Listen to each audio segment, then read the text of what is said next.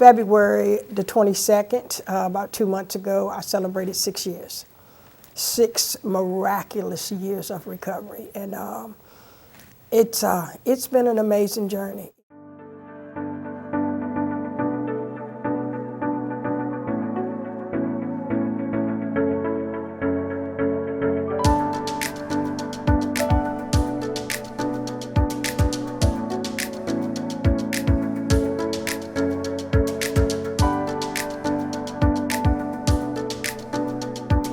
Okay, my name is Viola, and like I said, last time we talked, I was early in recovery. I was starting the healing process of getting through a lot of childhood trauma, things of that nature. I had started therapy with a counselor. I had started the process. I'm still on that journey of recovery. You know, I learned that recovery is not a destination; it's definitely a journey. And while I'm on the journey, I would like to stop every now and then and smell some of the flowers, and you know, and let the sunshine shine on my face, and let the wind blow through my beautiful hair, and just enjoy the journey. I'm learning that life is what I make of it. You know, before I came in recovery, I don't care what this bottle says. If it was half full of water, it was always half empty for me. It didn't matter what was going on. You know, it was always half empty because it was my perspective. And today, you know, that amount of water hadn't changed in the bottle, but now my perspective has. So now every day is half full. Every day is half full, and I get up today and I choose. You know, I choose to make my day a good day. I heard somebody say one time in a mutual help meeting one time, I want to hear a speaker, and they imparted something on me that I don't think I never forget. They said, we wake up every day with 2 things. Every day we wake up with 2 things, choice and chance. And you know, we have a chance today to do something different, and we have a choice on how to live our lives today. We can make different choices, and that stuck with me. And so every day I try to get up. If God give me a chance to wake up today, I try to get up and make different choices in my life. And one of the things I try to do is somebody calls me their sunshine, because I say every morning I see somebody, good morning, sunshine. And you know, I try to impart some of that sunshine into somebody else's life, because you never know what they're going through. Today, I sit here as a certified peer recovery specialist for Piedmont Community Services, the same organization and entity that helped me recover, started the process of recovery 6 years ago, now has seen something in me and my journey to employ me to hopefully help somebody else find a pathway to their journey. I just think that's a miracle. I didn't start out thinking that this would be my pathway. I came in because I wanted the pain to stop, and I didn't know how. So I had to find the courage and the humility to ask for help, because for me, that was the beginning, because I used to tell myself all the time, you're stronger than this. You know, you got this, you're stronger than this. But I'm also learning in recovery that it ain't about willpower. It ain't in my strength. I don't have enough strength to fight this disease of addiction. I didn't, and I never will have. But I came in and I found this power greater than myself today, whom I choose to call Jesus Christ, that has given me the strength every day to wake up and overcome addiction. Just for the day, it's the 24 hours. I don't try to project the future, and I definitely try not to live in the past today, but just for the day. I get up every day and ask the God of my understanding, God, please help me stay clean and sober today. Give me an opportunity to pour in somebody else's life today, if it's thy will. I get it. I understand how when you're in the throes of your addiction, how hard it is to find that light at the end of the tunnel. Hopefully I can be that light at the end of the tunnel for somebody.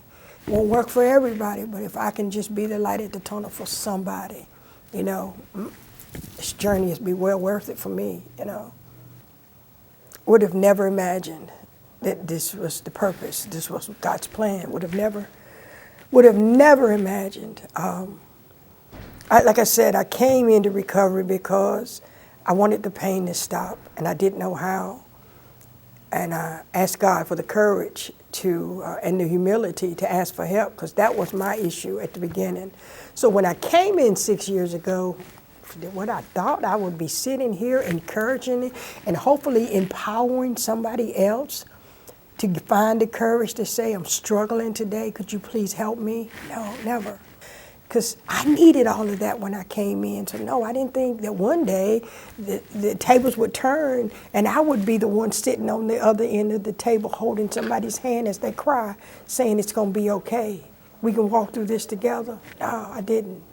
I didn't think that 6 years ago, but looking back, I'm learning that the worst things that we go through, if we put those things in God's hand, God will use those things.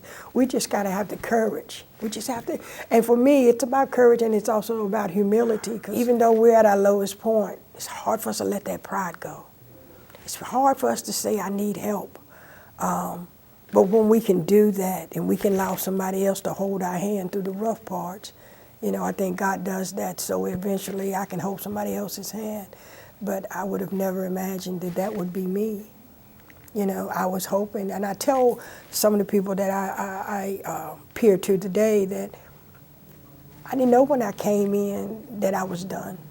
I hoped I was done, but we don't ever know what our bottom is. Because I hear people say, well, this is my bottom, I'm done.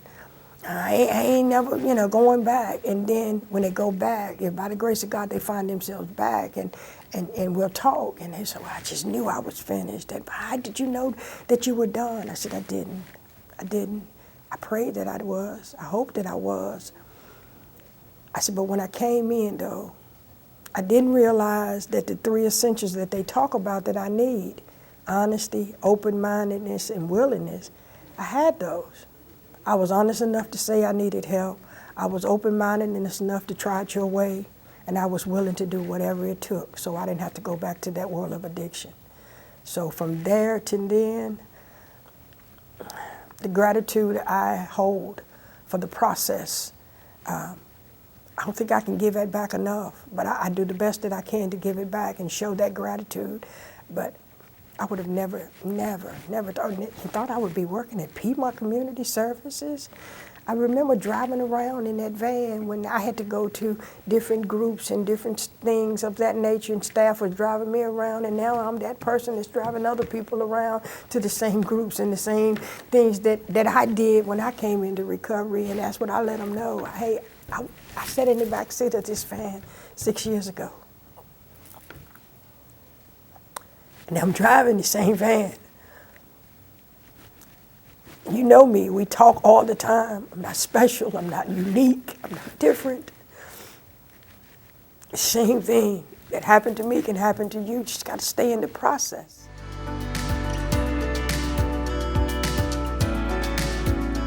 I say that with pride that I am a certified peer recovery specialist, and what that really entails is that on a day-to-day basis, the people that I get to serve, I don't have to serve. That's what my boss has instilled into me. You know, we don't have to serve, we get to serve. I get the opportunity to serve somebody else, to be that beacon, that ray of hope, and a lot of people come into recovery hopeless. By the grace of God, one of the jobs that I feel like I have is to instill hope in you. Monday, going down the road, I was talking about something, and it was a guy. I looked over and he was crying.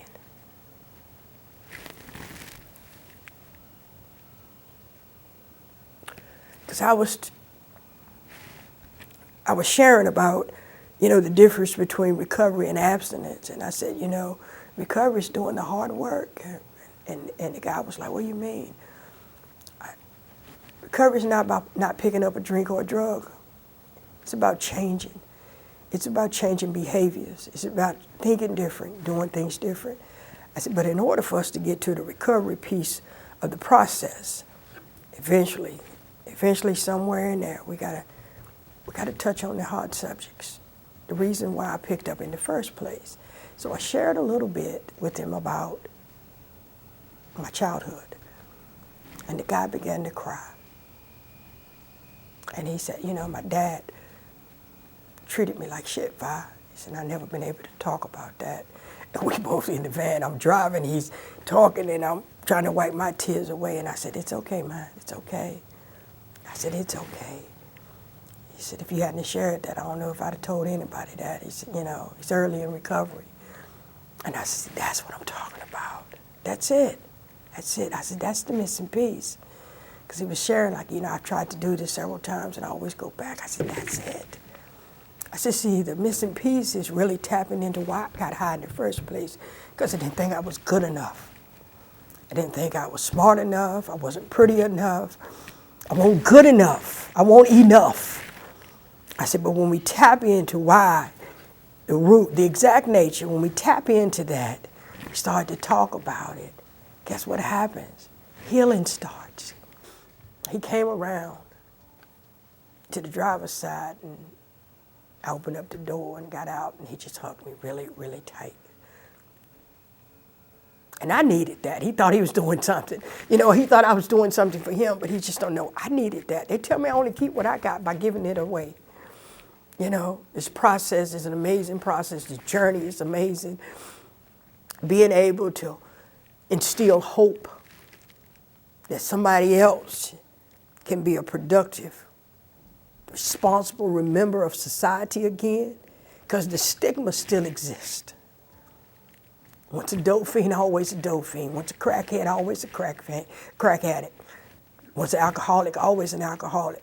But I'm here to dispel that rumor. It's not true. We can, and we do recover. And we can be and do whatever we put our minds to it. But alone, I'm going to get high. Together, I'm going to stay clean and sober. So this is together. We do this together. I don't do it by myself. Nobody does this by itself. We connect. And people will listen to people that hadn't been here, but people going to feel people that's been here. And that's why I tell people all the time, they may hear you, but I need them to feel me. Because the connection happens when I feel your pain. The connection happens when I know you've walked in my shoes. And you're just not telling me something you read in a book, but you're telling me something you've been through. I connect with that. Because my mind immediately goes, you know what? They know what I'm going through. They know what it is to have a craving and don't know what to do with it. But I can't use. Because if I use, they're going to put me out of the recovery house and they ain't going to have nowhere to go, and then what I'm going to do? So I fight that craving. But I try to give everybody an opportunity to let everybody know, guess what? Anytime you're struggling, please pick up the phone and call me. That's what we're here for. I'm here to provide. I'm here to serve. That's what I'm here for. I'm here to teach you how to advocate for you until you learn how, until you're strong enough. I'm here to advocate for you. And eventually you're going to get a place when you're going to be able to advocate for yourself. But until you do, I promise you I'll advocate for you. I'll hold your hand. I'll walk you through the pain. I'll cry with you. I'll laugh with you. We do this together. And as long as we do this together, you're going to look around one day and it's going to be this community going to be full of recovering addicts, not just addicts. That's the hope. That's the dream. That's the purpose. That's why I do what I do. I love what I do. Most days I don't even see this as a job, but by the grace of God, I get paid to do what I love to do. I inspire, I give hope, I uplift, I encourage, I support. And I love people. Who would have ever thought this selfish addict would ever want to do those things, nevertheless get to do those things today. And it's amazing. It is amazing. So, to be somebody else's sunshine.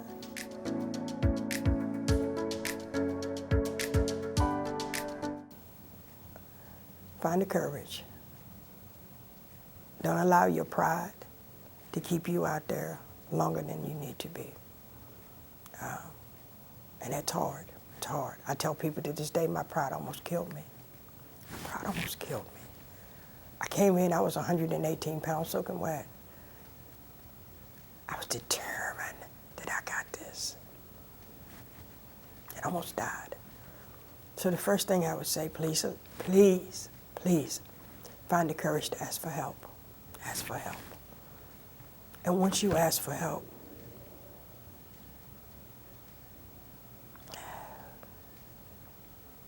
let somebody help you. And for what that meant for me was, I had to realize, now you don't know anything about recovery. You don't know how to, let me say this, I know how to get clean. I never knew how to stay clean. It's a difference. So yeah, if you're an addict in active addiction, you might can get clean in a little while. But the key is, if you be honest, you don't know how to stay clean. If you're any kind of addict like I was, you don't know how to stay clean.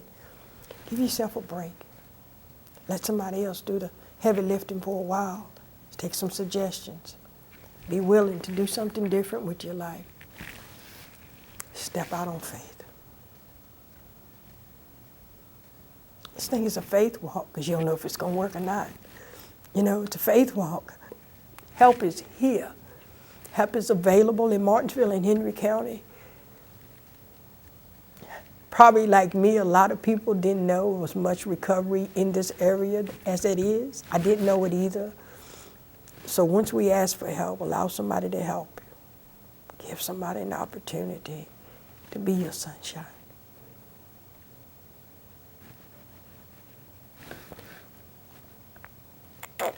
Give yourself permission.